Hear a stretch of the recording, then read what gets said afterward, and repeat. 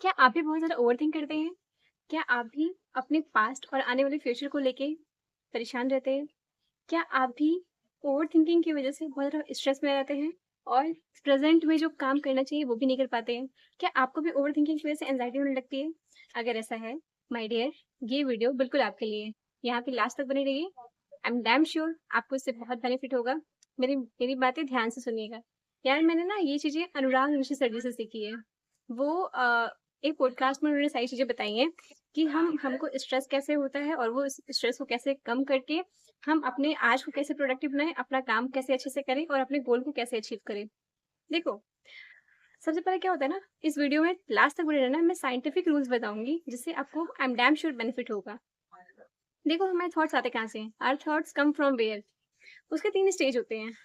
एक होता है memory stage, memory level stage, एक होता है कंडीशनल लेवल स्टेज और एक होता है अनकॉन्शियस स्टेज। देखो मेमोरी लेवल स्टेज जो होता है ना, वो ये होता है कि हम बचपन से जैसे कि हम बच्चे होते हैं 7-8 इयर्स के होते हैं, तो वहाँ तक हमने जो सीखा है अपने घर वालों से, अपने एनवायरनमेंट से, अपने सराउंडिंग से, अपने पेरेंट्स से, जो सीखा है वो मेमोरी लेवल स्टेज होता है।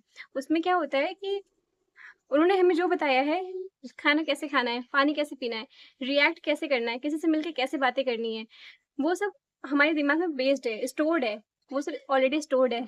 एक होता है कंडीशनिंग लेवल। कंडीशनिंग लेवल क्या होता है कि हमने कभी कोई सिचुएशन देखी और हम वहाँ पे कैसे रिएक्ट किए, कैसे अफ्रेड हुए या कैसे वहाँ से ओवरकम किए, वो भी हम कहीं न कहीं से सीखे होते हैं, कंडीशनिंग लेवल। और एक होता है हमारा अनकॉन्शियस स्टेज।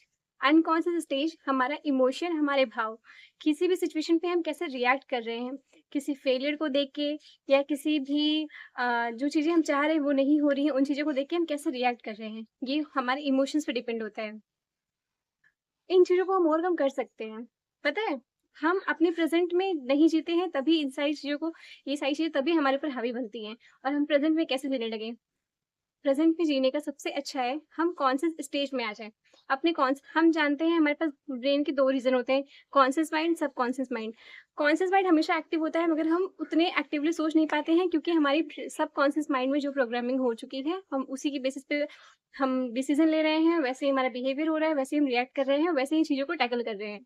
अगर हम कॉन्शियस माइंड को सोचें, कॉन्शियस कॉन्शियस हो के डिसीज़न लें, कॉन्शियस हो के चीज़ों को देखें कि हाँ, क्या एक्चुअल में हो क्या रही हैं, एक्चुअल में करना क्या चाहिए हमें, तो चीज़ें बहुत ईज़ी होंगी। अब कॉन्शियस स्टेज में रहें क्या? कॉन्शियस स्टेज को हिंदी में कहते हैं साक्षी भाव। बी द प्रेज़ेंट मोमेंट अभी जैसे हैं आप, वहाँ बन जाइए, उसके विटनेस बनिए। देखो कॉन्शियस मोमेंट में आने के कुछ रूल्स हैं, 3 टेक्निक्स हैं। जैसे कि दिन में आपको जब भी टाइम मिले, आप अपनी साँसों पे ध्यान दीजिए। आप बैठे हो, आप पढ़ रहे हो, आप कोई भी काम कर रहे हो, जब भी आपको याद आए कि हाँ, मुझे अभी ये करना है, कुछ नहीं, सिर्फ़ अपने ब्रीथिंग्स पे ध्यान दो। बहुत एक्सहेल मतलब बहुत ज़्यादा डीप ब्रीथ मत करो, सिर्फ़ ध्यान दो। सिर्फ़ इतना ध्यान दो, तुम्हारे साँस अंदर जा रही है, साँस बाहर आ रही है, सिर्फ़ इतना ध्यान दो।